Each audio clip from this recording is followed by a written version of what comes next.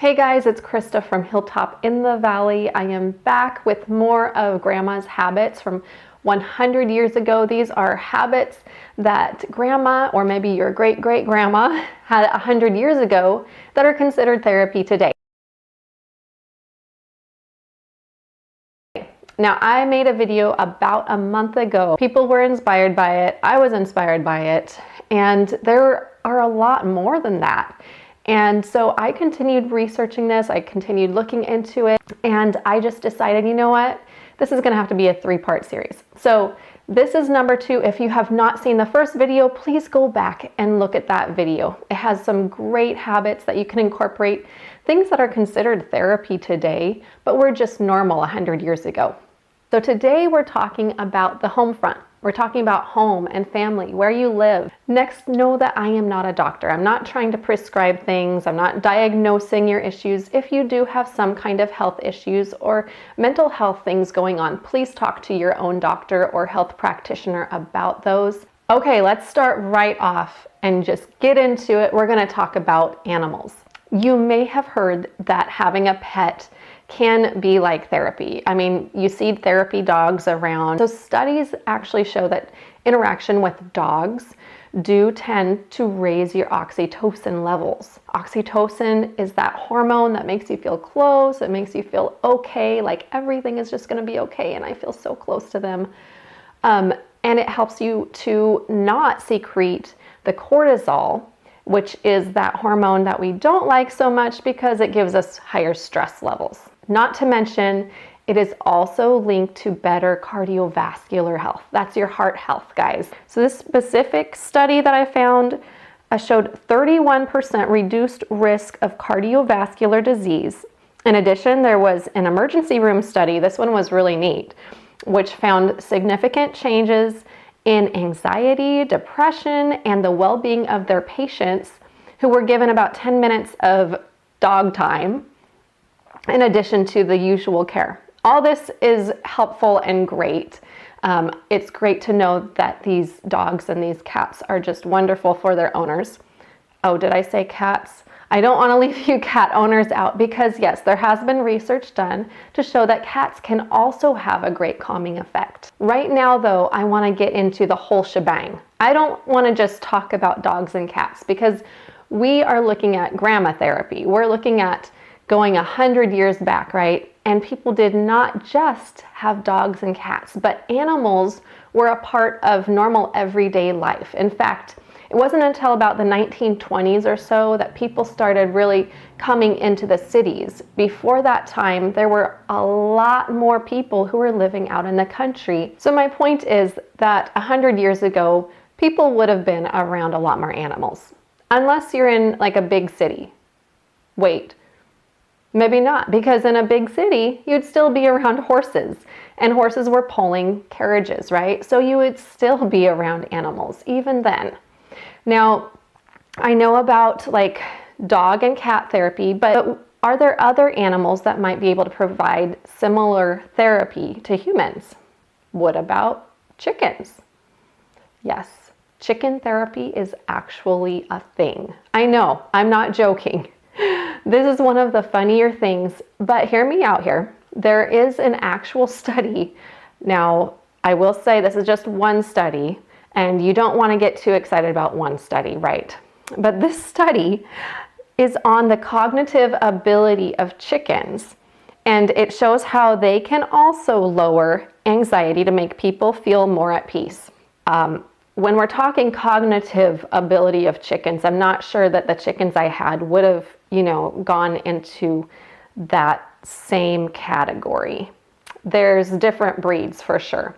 But this study was showing that chickens actually have the ability to kind of read people. They have different vocal noises that they can make depending on how they are feeling and how they're connecting with the people around them. So there's some interesting things on it. And I will also agree with Miss Rojas. I hope I'm saying her name correctly. Her discovery that chickens can bring joy and help with loneliness. So she loved being involved in therapies for the elderly, and she was a volunteer at a lot of different nursing homes or homes for older people. As a volunteer, she brought Pekin Bantam chickens, which are known to be a little bit more docile and they enjoy being cuddled. That's obviously the chicken I should have had, as well as bringing some guinea pigs and some rabbits for the residents there to enjoy. The residents loved seeing the chickens arrive and interacting with them. They made the perfect lap animal, bringing laughter and for many bringing back memories from raising chickens as a child. So, I mean, like we were just talking about, you look back years and years ago and there would have been more people who had these animals as a part of their everyday life. So when we first moved to our Hilltop farmhouse, we would ride bikes down the road to a neighbor who had something like 30 chickens, and we would purchase eggs from him. And we asked him, do you really make very much money from these eggs? And he said, nah. He didn't sell them for very much. He said, nah, I mainly just make enough money to feed them. And that was okay for him. So why did he keep them? He said, I enjoy watching them. And at first that didn't seem quite right. It seemed kind of odd to me until I got my own chickens. And then I understood it. I understood that there was something about having these other animals be a part of your life as well. And this has provided me a way to go to the pantry window and look outside and see what my ducks are doing. And to me, that is a much more helpful way to relieve stress than by scrolling Facebook. Now, I do want to go back to something that I just said about the nursing home residents remembering back when they had their own chickens, a lot of them.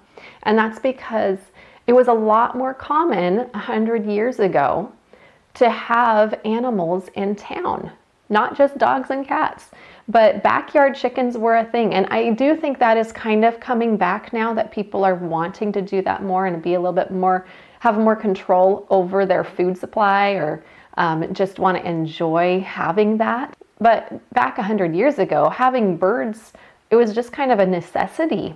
So what about the small farm? What about other animals? Well, there's also been studies to assess how interaction with farm animals can help mental health. Okay, it's not just your everyday dogs and cats and chickens, but farm animals as well. In a 12-week study, 29 people with clinical depression were randomly assigned to farm therapy. Okay, it's actually a thing, farm therapy. They worked in this trial interacting with dairy cattle. Results were a significant decline in depression and a significant increase in self-sufficiency due to learning and then being able to accomplish their work. So yes, there's something therapeutic about not just connecting with people, but with animals as well. Sometimes it's even more hard to connect with people than animals. Number 2 of Grandma's therapy is neighbor hospitality. Yes, I know we're going to talk about this, okay? So when we first moved into our neighborhood, I just had this vision of, oh, we're going to have neighbors over in our front yard. People will be enjoying each other and we'll do parties. And I got to admit, it hasn't quite happened like that, like I imagined. It's a lot harder to earn trust of neighbors now than it used to be. People's protective instincts are just up more, and we don't interact with each other as much as we would have 100 years ago. So the 1920s census showed that people were actually starting to move from the countries into the city during that time. And also during that time, the houses that were being built together had these large porches. And these large porches were made so that on like summer nights, when you would have this super hot house and you were uncomfortable, people could actually go out onto the porch to get cooled off. Some people would sleep out there. The other great thing about having a big porch is it provided more of an outdoor living room so that you would have neighbors who were right next door to you, right? He's on his porch, you're on yours. You just feel like a little bit awkward just sitting there. So you start talking and then he realizes, oh, I better come over there because it's this weird just talking back and forth between our porches. And then you begin to have a couple more people come over. But honestly, people were kind of forced into this neighboring, and it was a good thing. It produced trust between each other, or maybe it didn't. Maybe it made you realize who someone actually was, but you knew each other a little bit better. Now then the invention of the air conditioner came in, and guess what? People didn't have to go out to their porches quite as much. The invention of phones came in, and people didn't have to go talk between porches.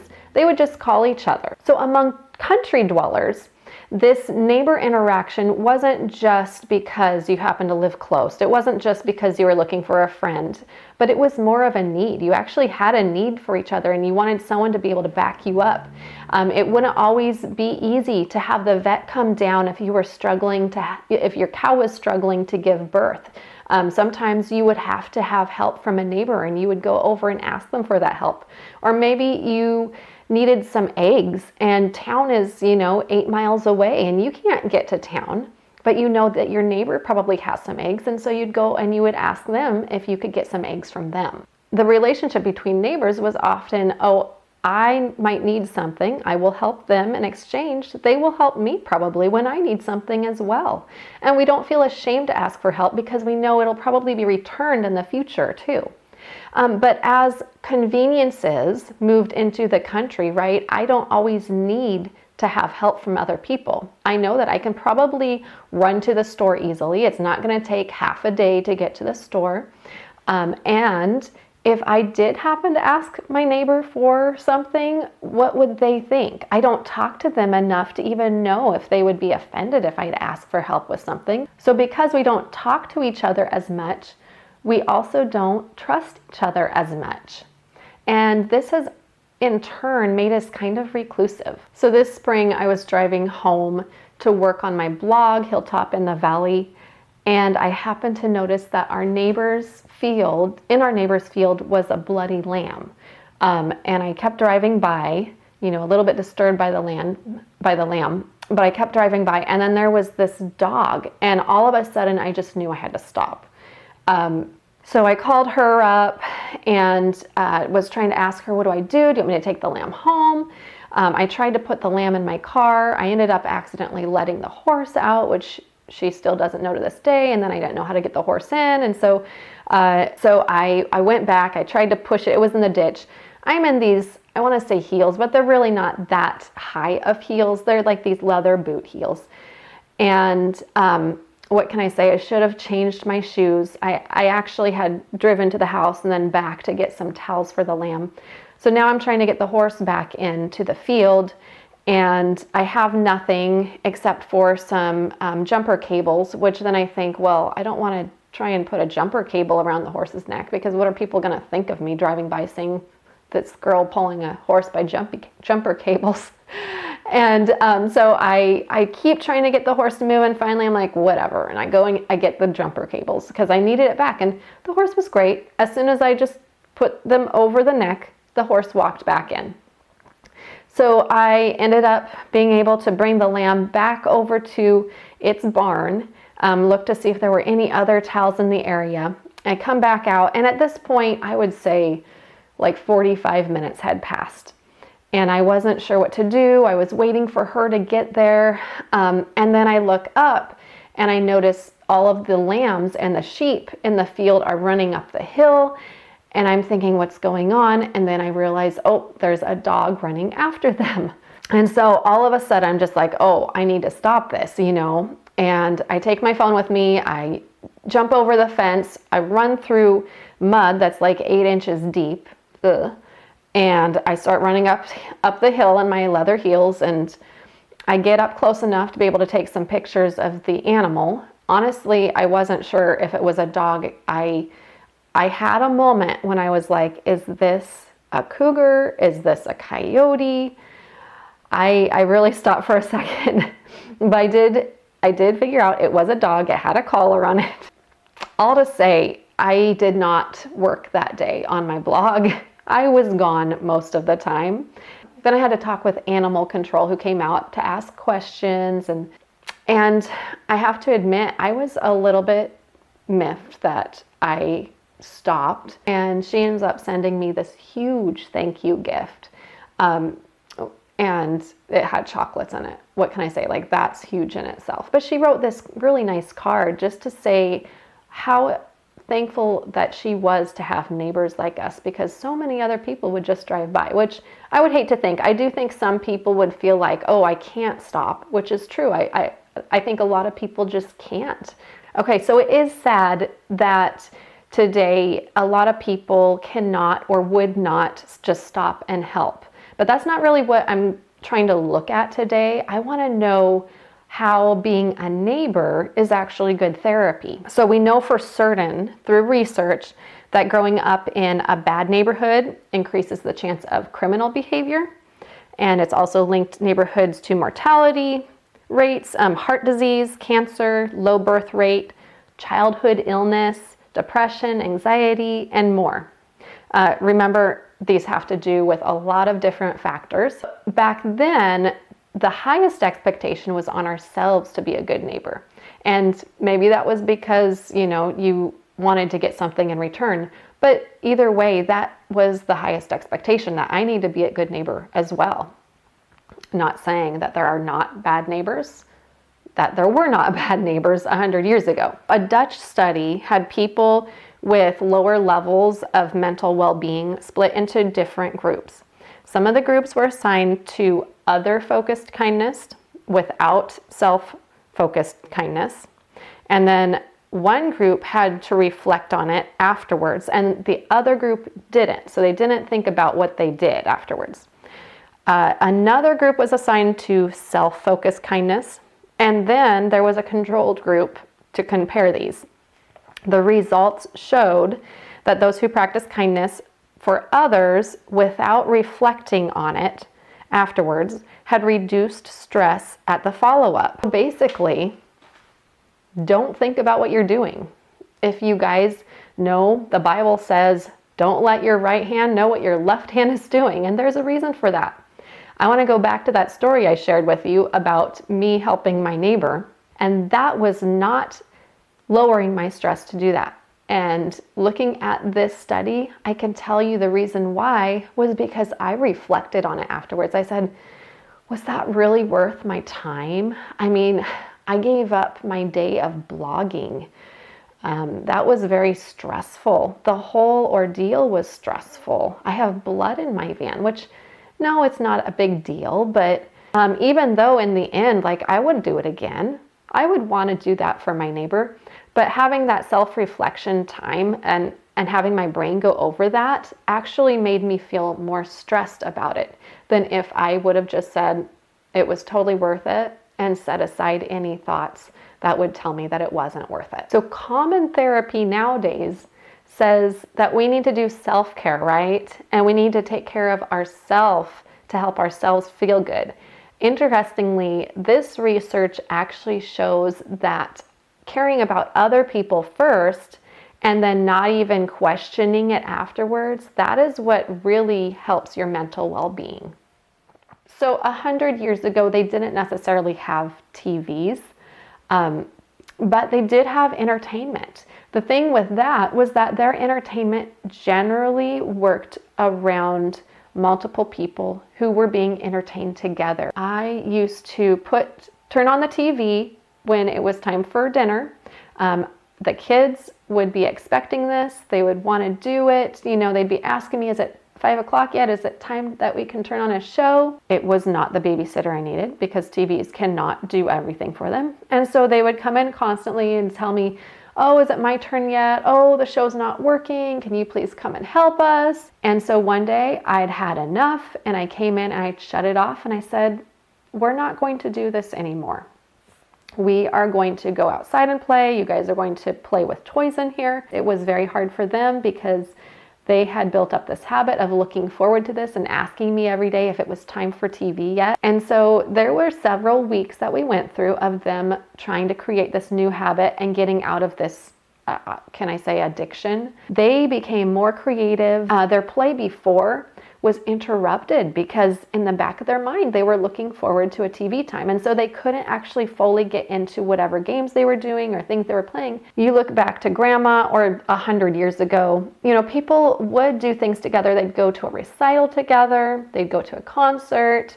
They'd listen to the radio. And years later, they'd go out to a movie together. So there were entertaining things happening. So what are the benefits to that compared to the type of entertainment that we have now? Entertainment now, it generally consists of some kind of a screen and often a phone that belongs to an individual person. So number one, we know that connection is key, that you need some kind of connection in order to get those benefits for your mental health. So number two, we know that phones or screens, these can give entertainment, but it is an isolated form of entertainment.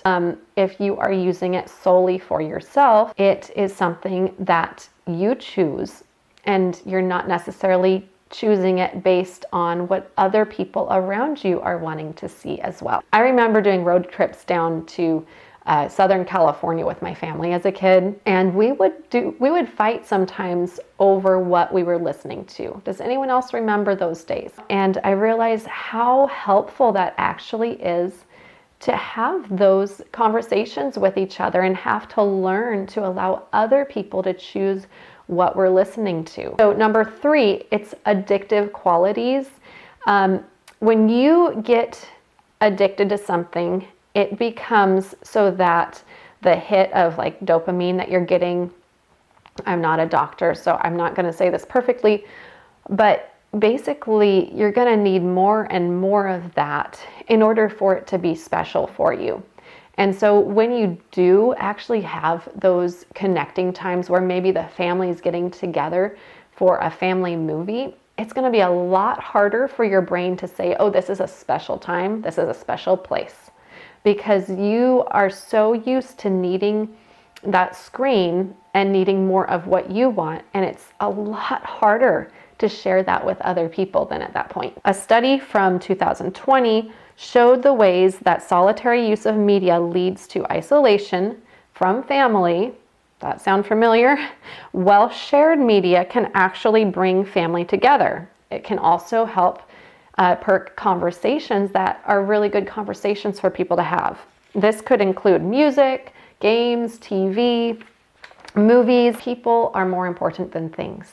And the way that we use our devices, our electronics, that says how much we actually care about people. My point here today is to say that it is so much more healthy for us to include others and to actually listen to others and enjoy entertainment with others, rather getting bound up in these addictive properties of screens. So number four is heritage. When I was younger, I used to go visit my grandparents, and when I would get there, I would see photographs gracing the walls, and they would be black and white photographs. The difference that I want to note is that the photographs weren't always just of them or of their parents, but they would actually have older photographs on their walls showing the heritage that came before them. Now, it doesn't seem too unusual, right?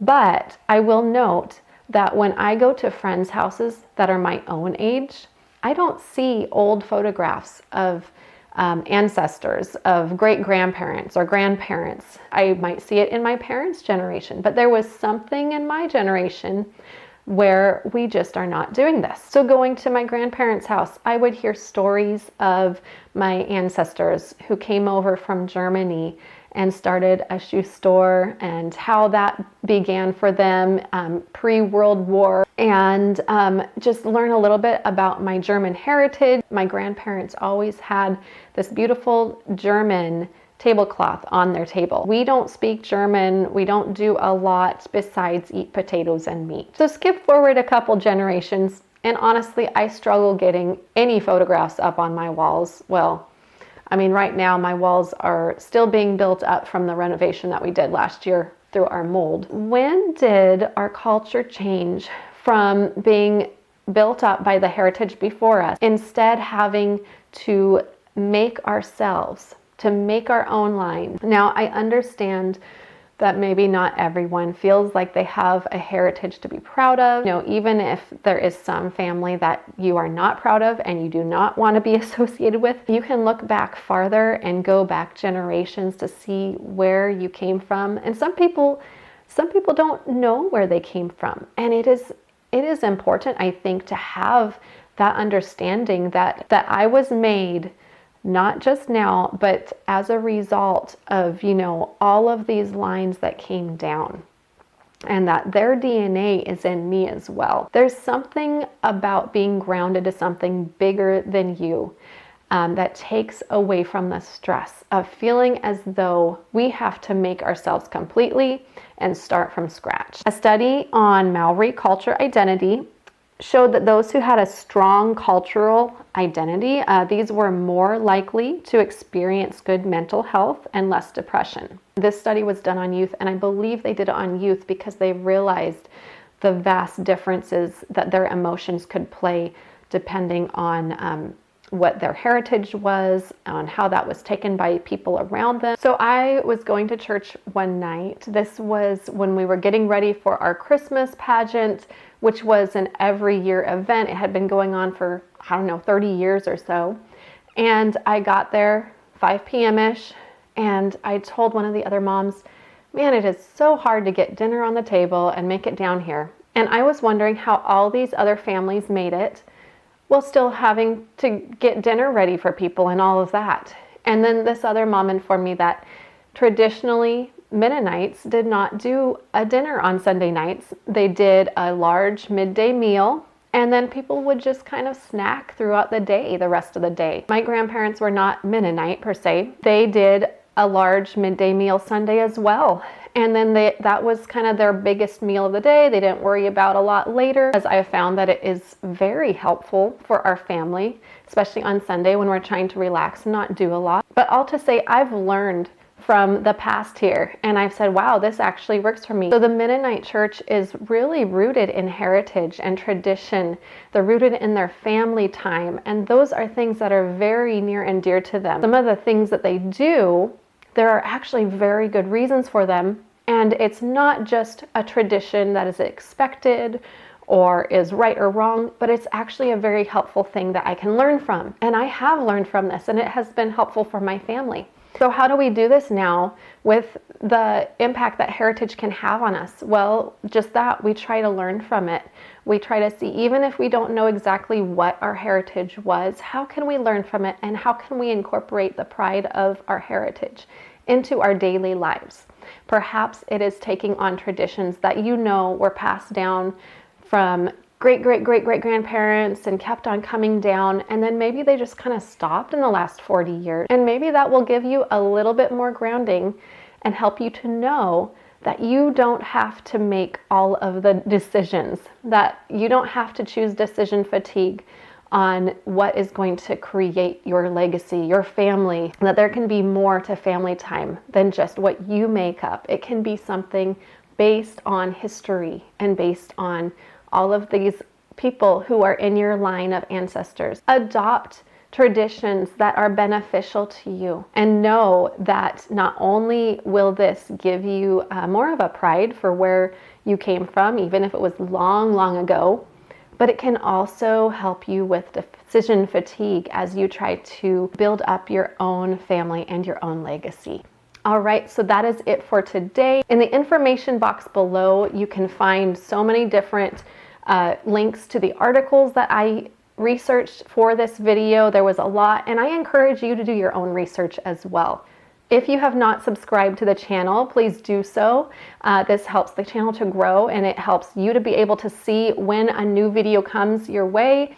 And if you guys have other things that you know of that your grandparents or great-great-grandparents did that was very helpful for them, that has impacted your health day to day, would you put that in the comment box below so others can gain some benefits from that too?